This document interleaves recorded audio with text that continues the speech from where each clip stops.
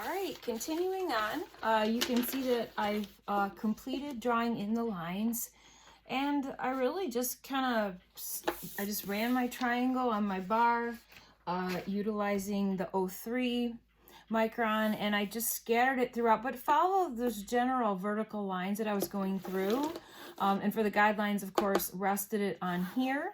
I also went in and exaggerated some of the shadow a little bit more over here. You can see that that weird line that I started is starting to disappear. I'd probably play with it a little bit more, but for right now, I'm going to leave it be. Sometimes the more you mess with it, the worse off you are. The other thing that I did is I went ahead and I did a white gel pen with a straight edge along the window to play with that a little bit more. I may go in and do that on the tops of some of the furniture pieces as well, but it's just a quick streak to see, and I hadn't put anything but marker down yet. I did pencil line for some of the grain.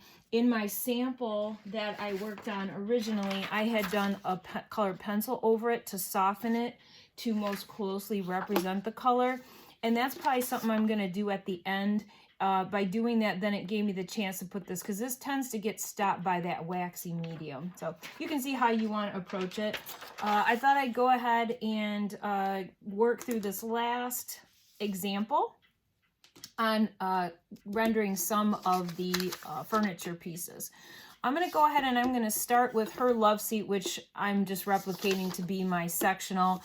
I'll do the chair in this brown.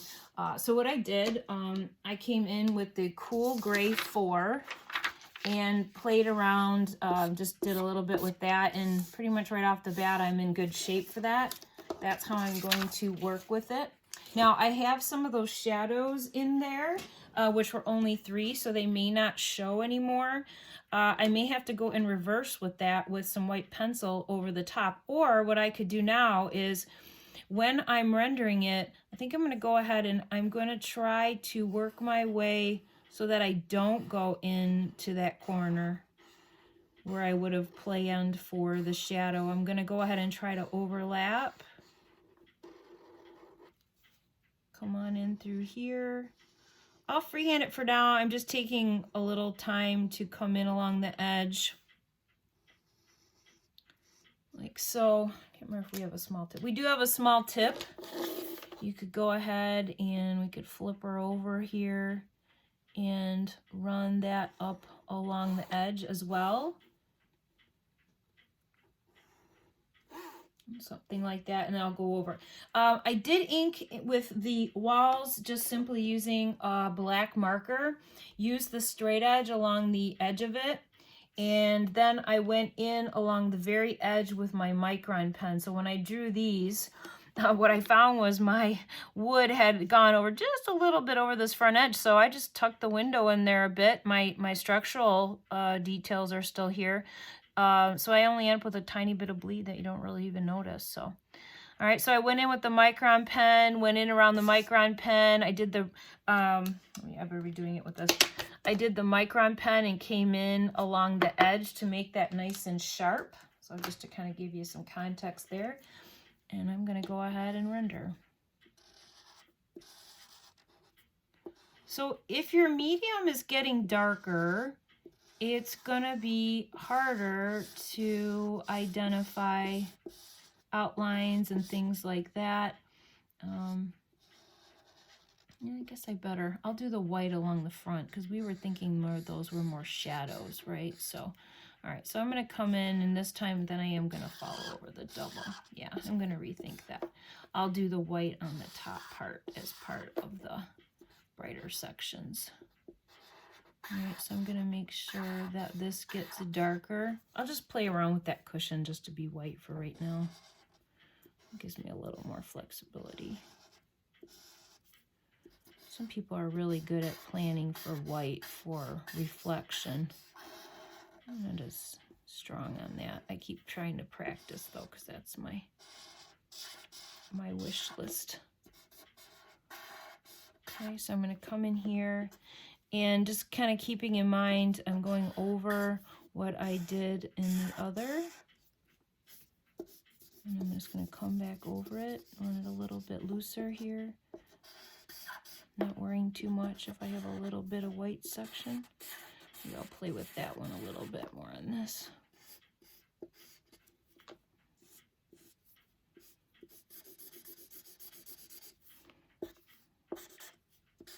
And we know that definitely it's going to be darker at the back corner, so I'm going to just see what I can do with just the same marker. And this area here is going to be the darker sections. So put that ahead of time. I'm getting a little more concerned about being even on that one. So in this case, I'm going to go ahead and I'm going to do it with the straight edge. I'm just going to do the narrower part of the marker so that I can just kind of take my time and work my way over. As you can see, some of the things that bleed over doesn't really matter.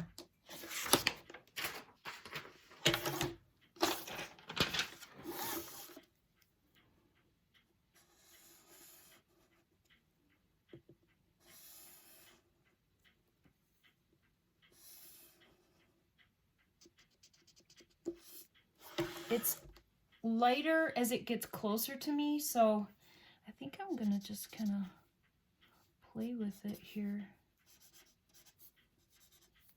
with how maybe that light's hitting that area instead of jumping to the... This is a pretty drastic change. Maybe I'll come in and pull that in like so.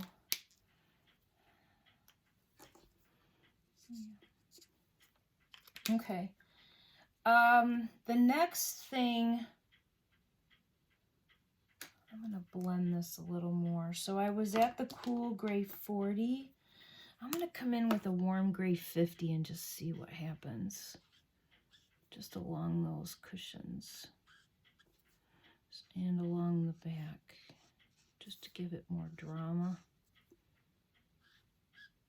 So I'm doing that dark line up against the back because that's the way that in a flat drawing we can get that dimension.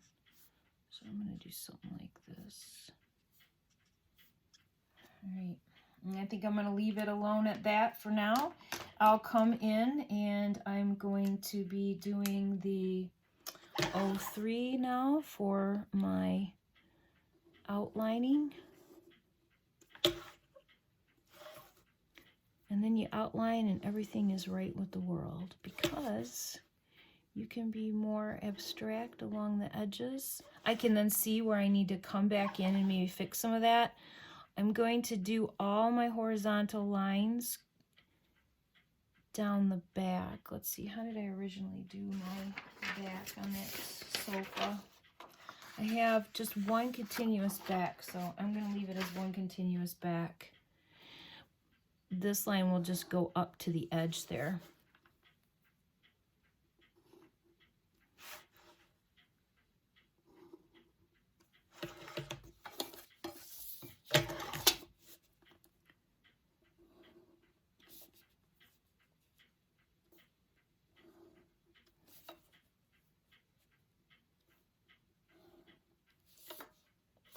All right. Oh, I'll do that front edge. Line it up with that. Do the front edge. I need to do this thickness on the back. And, oh, but I did do that with those cushions. So guess what? I am going to do it. Oh, and I did the line there. Okay, so I am taking it all the way back. I always figure it's better to not draw it and not have to worry about trying to erase it. All right, now, that was obviously the gray. This is a 50% gray.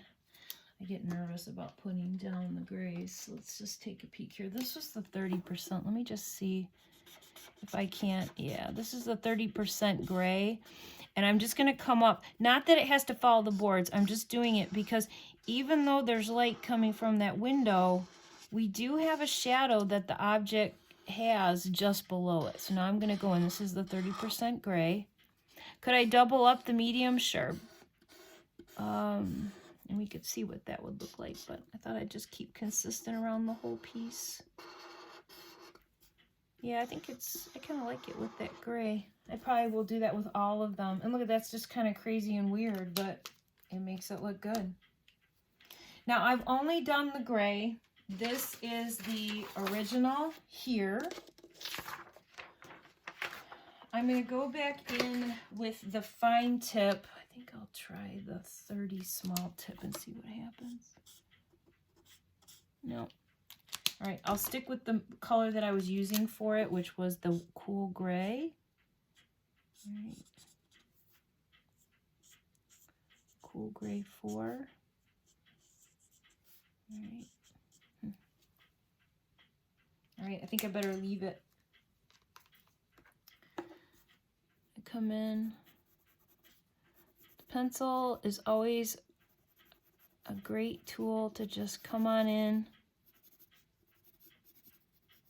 Do a little bit of extra shade and shadow to it. If it was a polished leather, now this is a fabric, but if it was a polished, you could do something like some white lines in there. I'm going to leave that as is. All right, now the next one, because I want to make sure I have at least one more for you to see. I'm going to tackle this one. And again, I did my tester sheet for what it would look like to get the color down. I played with the cool gray again. What I found was my, let's see, it was going to be the, I thought I had the French 50. Yeah, I set them down, then I lose them. All right, so I have the French 50. Let's see. So I did the French 50, and then I went back to my floor color and just put that over top.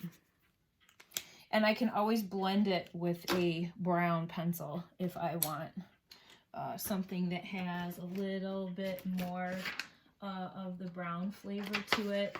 I'm trying to just stick with grays and things very similar to what you've got. I've got some colors actually that are quite close, but in markers, but you can't keep buying and buying and buying markers. So if you did something like this and kind of came in with it, and then you go ahead and, like, this one is a 70% French gray, and I can come over it, pressing hard and firm because I want people to believe it's leather. And then I could come back in with something like this. I think I'm going to do a little bit of playing around with the colors there. Now, what happens if I try to do the gel pen over top? Let's see what happens. I can probably get it for a little bit. No. Yep. I can get a little bit of it, but you have to keep clearing it off to the side. And you do need to blend it. So you can get it to work. The other thing would be to have your white pencil nearby, nice and sharp. And that might be where you can get a little bit more. It won't be as fine as what that is, but it could definitely work. Okay, so I have what I'm going to use in my hand. And I'm going to come on back to my chair. Let's get the base color down. I put in my shadows. Let's just see what happens. I'm going to go up along the edge. I'm going to do along here first, just to reiterate that shadow coming from behind, and it's part of the color base anyway. I'm just trying to have it so when the medium doubles up, it's believable that it's got shadow. All right, so we have that. I'm going to leave even a little bit of white there. All right, so I'll come on in. I'm going to do this. I'll come in here. I've got an arm to think about over here. So I'll go up along the inside of the arm, up along the inside, and I'll have it so that you could imagine that light coming and maybe just catching the top part of this seat. And then we'll do a small line, believe it or not, at the back, so that you can see how the light would then fall in this area, and then we'll come in with that edge there. We have to get the color to that brown, so let's go ahead and put that down on top of it.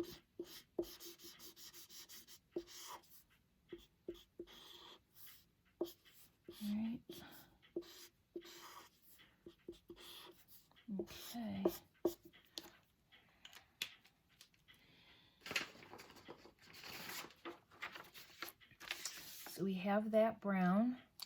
This is where I'm going to come in and get in the color.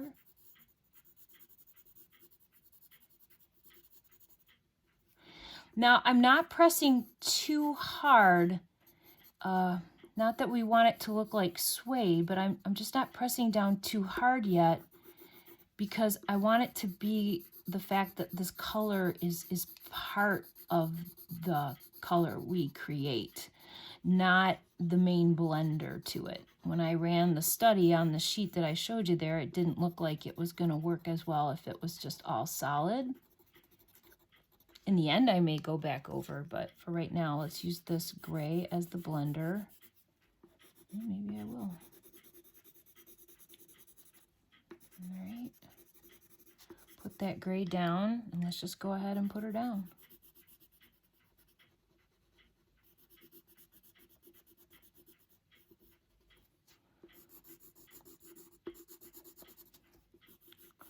Now this is where I start doing it and should have planned up for the arm, but I'm going to come in along the edge, try to get that light, and I can always take my white on the top to salvage it.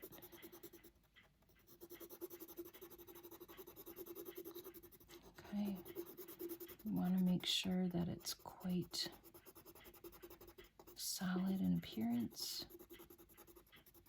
But because that wasn't underneath it, you can see that it still stays lighter. And I can always do my white too, along the top.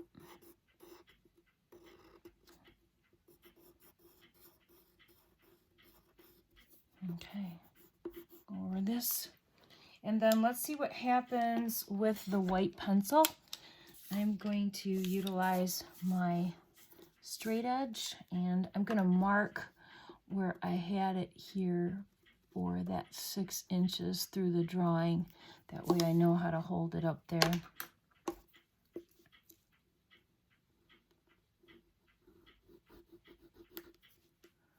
All right, and then that's that top of the arm.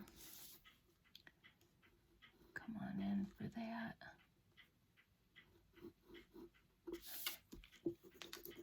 Use that as the blender for the top. I'm going to do that with the straight edge here.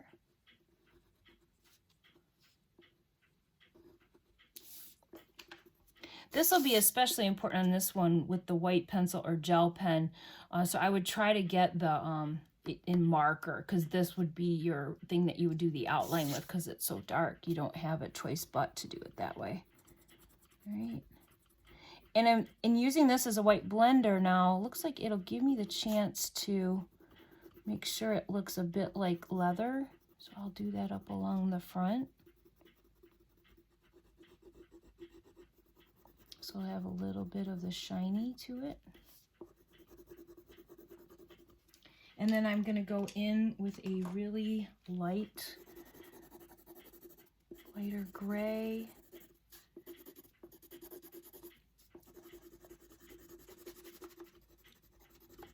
All right, and then you do have a variety of pencils, so I'm going to try to find a pencil that looks pretty close. Let's see what sepia looks like on top. Seems a little bit too dark yet.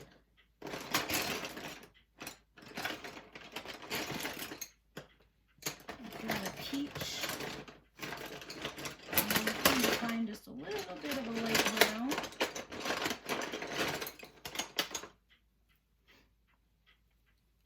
What happens if I add a little bit more than here? Yeah, that gives me the chance to blend it more.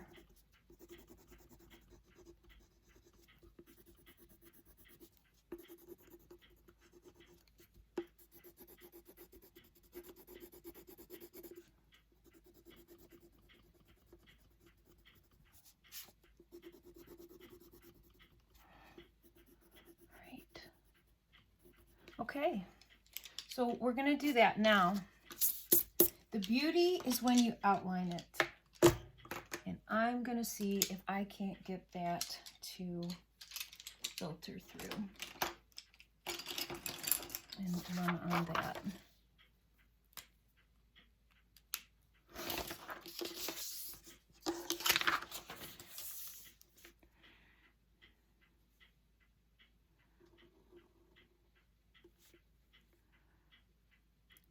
going to do my black line on the inside of the white line for reflection. I'm going to come in up along the edge. I'm going to run the paper a little bit, put a little bit of the medium on my micron pen.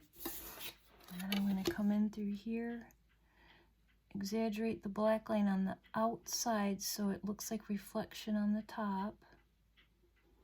Same thing for the outside there. I'm doing the inside of the white line. And then the line here. All right, and there we go. Okay, looks like I gotta work on this one a little more. I didn't come quite in enough on the white. There we go. Looks like the wax is stopping it a little. So I just went over it again. And then the other thing you could do is I had a tissue. You can tack, let me see if I can have the tissue. You can always tap that. There it is. You can always tap it down as well. I was using this to wipe off the triangle. You could always go ahead and do that. And then I'm going to use my good old number 2 pencil and just go right up along the edge and exaggerate that shadow up along the edge and just be really, really abstract. And then one last thing, I'll come in again with a gray. Let's see, where did I have the, this is the 50. I don't think I want that. Let's just try one more here. And I'm just going to do, this is this is, let's see, French gray.